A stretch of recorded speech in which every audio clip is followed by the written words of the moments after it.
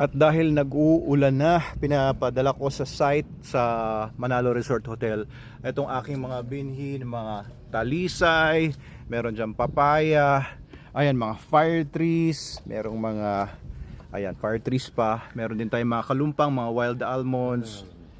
Ayan, so iba-ibang mga halaman ito. Merong mga kalachuchi.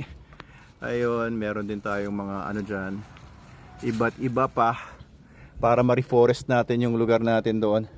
Kasi may mga areas doon na gusto kong pagandahin pa talaga, ila-landscape natin. O may durian pa tayo dito.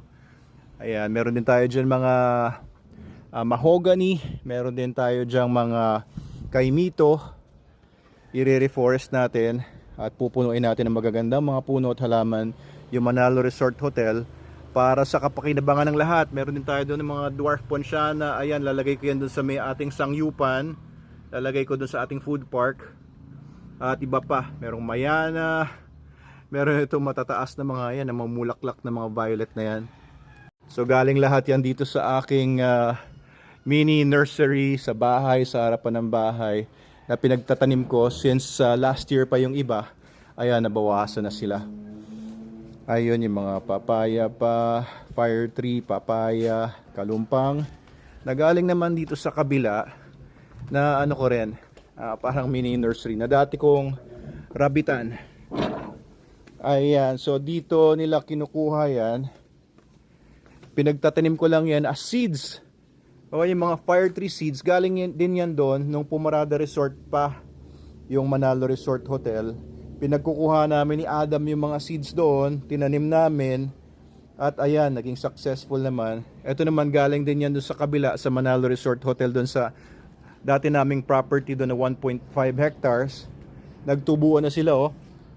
So may mga ilang buwan na rin yan, kalahating taon siguro o mahigit.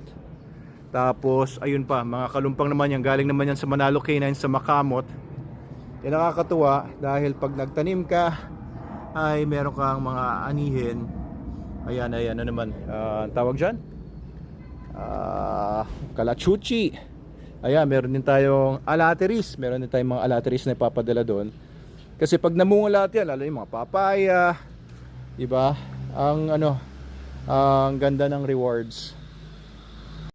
Ito nga yung mga ano natin, siniguelas. Namunga yan, marami akong nakuhang mga buto. Ayan, pararamihin din natin yan. Siguro sila naman yung susunod na mga binhing pararamihin ko. Wala na, puno na. Puno na yung sasakyan. Sige. Pagbalik na lang. Oo, next batch na lang. Ayan, Sir Roman, driver natin. Kasama niya si Sir Aaron, ang ating purchasing officer. Sila ang pinapupunta dito ni Sir Justin para... Ayan, thank you. Salamat. Alright, so may mga nagtatanong kung plantito rin ba ako. O mahilig ako sa halaman, mahilig po ako sa mga puno.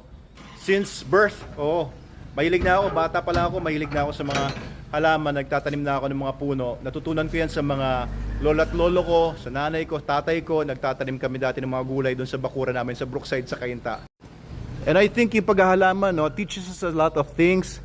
Yung patience, yung appreciation for nature, appreciation for the creator.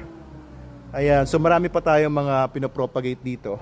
And baka itong mga to, papadala ko rin naman yan doon eventually.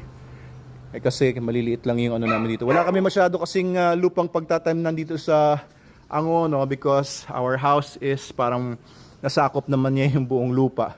Pati yung dito sa office. Ayan, puro lupa na yan. And dito naman sa likod, puro puno naman. Hindi na sila naaarawan. Kailangan kasi ng mga halaman ng mga araw. So pagka ganyan sila, hindi rin sila masaya.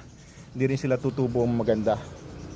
Ayan, share ko lang sa inyo guys ang ating mga projects naman sa kahalamanan. And we're planning a plant fair. We're planning a plant fair sa Manalo Resort Hotel maybe by July. Yan po. Sana po kung mahilig kayo sa halaman, kung mahilig kayo sa mga puno, hydroponics, magtuturo si Sir Greg Tusi sa isang seminar during our plant fair. Comment sa baba po kung mahilig po kayo sa halaman and i-share nyo po ito sa mga kaibigan nyo mahilig sa mga halaman para malaman nila magkakaroon tayo ng plant fair by July.